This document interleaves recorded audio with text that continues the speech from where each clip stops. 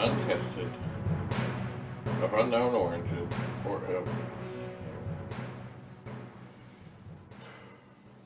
normally I would just carry on.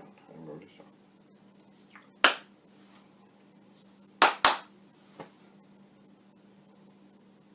Hello. Today we have another 1541. Its origins I am unfamiliar with. It does look like it's had a rough life. For one thing, the Commodore logo in the top of the machine is gone. It's also some dirty. But does it work? I don't know. I'm using a Vic-20 this time to try this out. The Vic-20 is up. The Vic-20 is operating. One thing I noticed as I was trying to get the serial cable in the back of this drive, it was giving me, I don't know, issues. It just didn't feel like it wanted to fit in there very well. So, without further ado, okay, so the power light came on, the activity light came on. That's a good sign. We will summon a directory.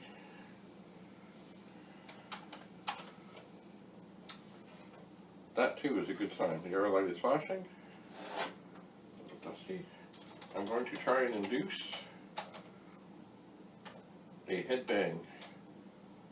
Open 15,8, 15, quote, I, 0, quote, colon, close, 15. That should initiate a head bang, and you can tell things from the banging of a head.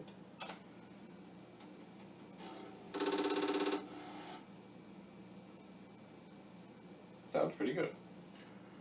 One thing that would help at this moment is if I had a disc right here. So I'm going to get a disc, or more than one, see what we can find. Well, I'm back, and I have here an old disc. Ooh, looky, this is going well.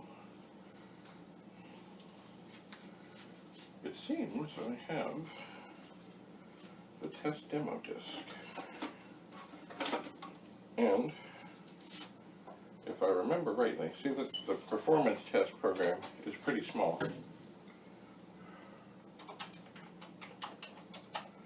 course, if it doesn't load the directory, oh. Alright, that didn't go well. Oh, it's loading. It's fighting. You know what I think I'm going to do? I'm going to go back up here, as one can do, and issue the initialize command again. Well, it's still struggling.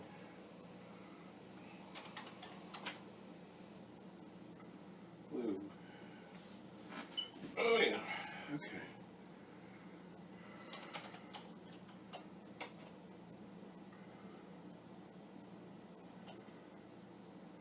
Okay, so most of these, there's a performance test, would be for the 64. Now hang on here. You see, to go along with the performance test, I kind of need a blank disk. And I'm thinking this might be one. Test disk, look at that. Alright, so the drive, well, oops, time, oh dear, comes the time to clear the screen. No, I'm going to do that. One of the things you can do, if my typing fails me,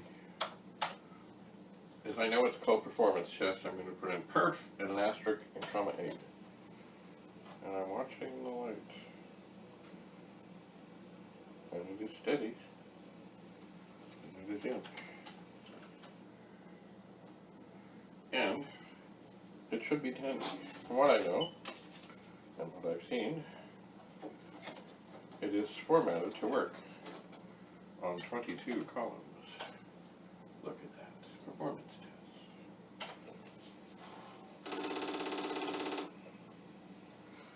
So, exciting as this is, it says it will take about 80 seconds. Yes, very exciting. That was easy. So, unit is failing. Continue. Yes. Alright. I see much head, not head. I see much LED flashing. This is not a good sign.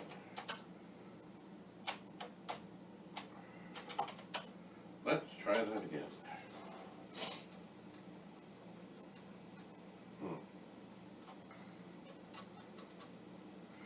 Oh no, no. Okay, so we have the problem. So is this disk the problem? Or is this? Let's try. Oops.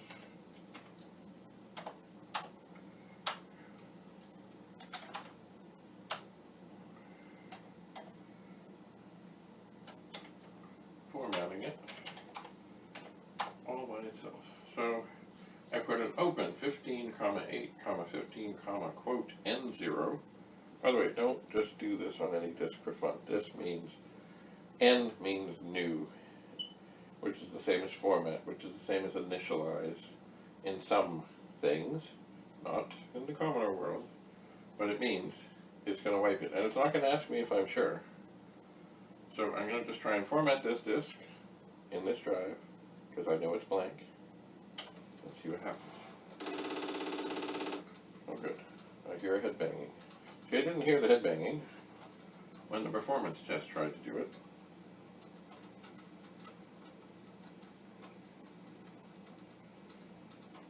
So as I listen, I do hear some funny squeaks, but the head, somewhere in there, the head is, I think, moving. So, does this drive work? Somewhat. Somewhat it does. Is it perfect?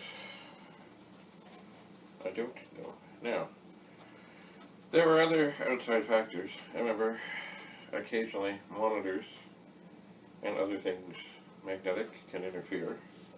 So, I'm hearing a howl, not a howling, but a little. Okay, I'm going to move the power supply farther away. And I don't think that will make any difference at all, but when working with magnetic media, you never know. Oh. Okay, so that seems to have, let's look at the directory. It did not come up with any errors. All right, so that is a good sign. So we're gonna, I'll do a little more performance. Low performance asterisk, comma 8. It is loading. It is done.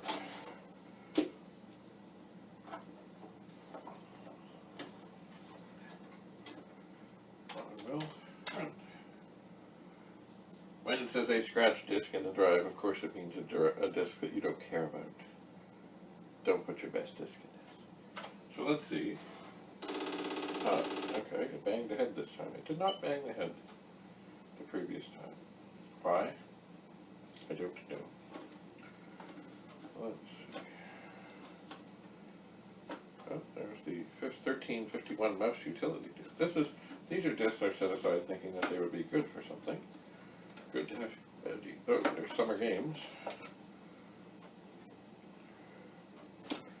There's a T-plug disk. I'm not sure for what.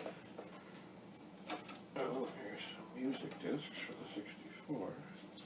These ones are all in here sideways. Flight simulator. Teleterm 64 for use with the Vic modem. Ms. Pac-Man. Pac-Man. Feud. Family Feud. Neat. Maybe those went sideways. Maybe I should put them back. So maybe I have not tested these. Sid player. GEOS. GEOS is a great disc to use as a scratch disc. I'm not sure if I made myself clear, but I'm no fan of GEOS. So, yes, I remember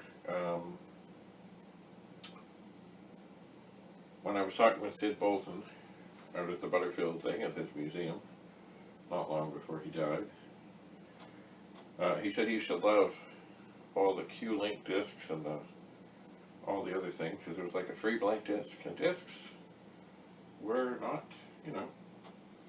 cheap back then. You could pay, especially for the high density stuff, you could pay $50, $60, $70 for 10. Now most people didn't need the highest of densities. But people who certainly use an 8050 or an 8250 dual disk drive for the PET, it was recommended highly that you use the high capacity drives. Other disks would work, but if you're doing things you really care about, use a good disk. The kind I always used to use and like with those drives was Verbatim. I don't know what it was. Here's one of the envelopes. I don't know what this one is because there's nothing in it, but I always trusted the Verbatim discs, and the ones that we needed when running the bullet board were of higher density, and they had dark purple labels, and somehow that gave me comfort. So there is the program for the performance test. This drive does appear to be working. I don't think I have anything Vic related here to try. Maybe just for fun, to just see if it reads. I'll put in, this will not work, but I just want to see. Oh yeah. This is the 1351 mouse demo thing, which of course will not work on the Vic-20, and I'm not going to load them. But what I was most interested in seeing there is, hello, what did I do with the envelope?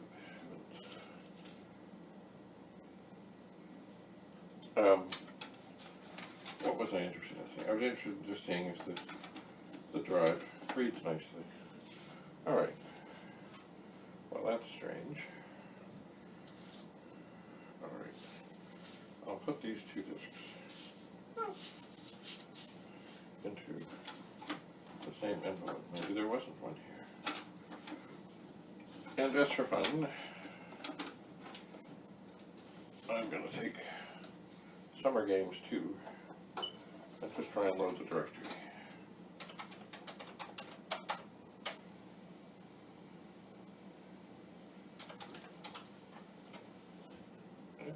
Seems to work.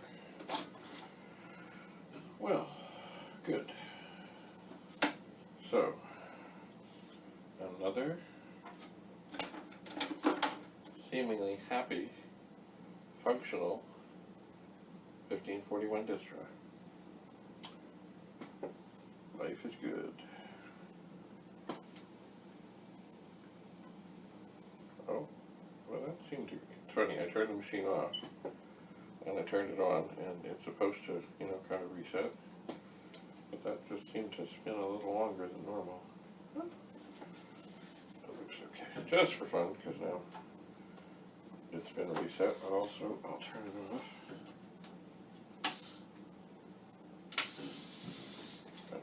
on. Just again. Just load the directory. And it does seem to be rock solid. You know what, just for fun, I'm going to go up here to the disk address change program. Oops.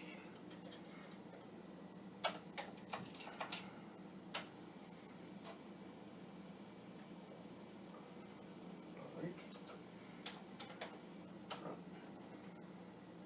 Drive address change program. Turn off all drives now except the one to be changed. Device, old device 8, new device 9. Okay, good. So now if I try and load the directory from 8, I get device not present in there. And if I load it from 9, we're all good. Alrighty. Oops.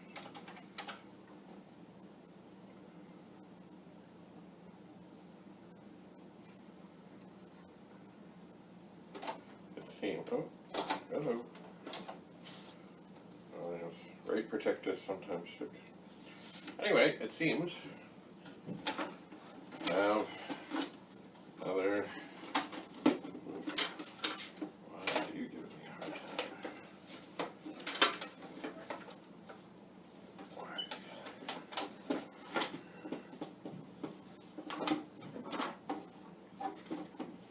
I'll have to work on that. Anyway, we seem to have another happy disk drive.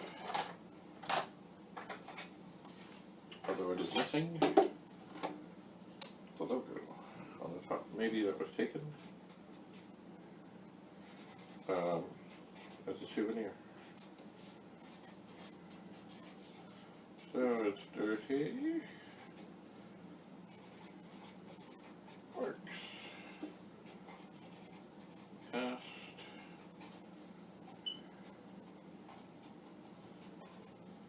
Perf. Test.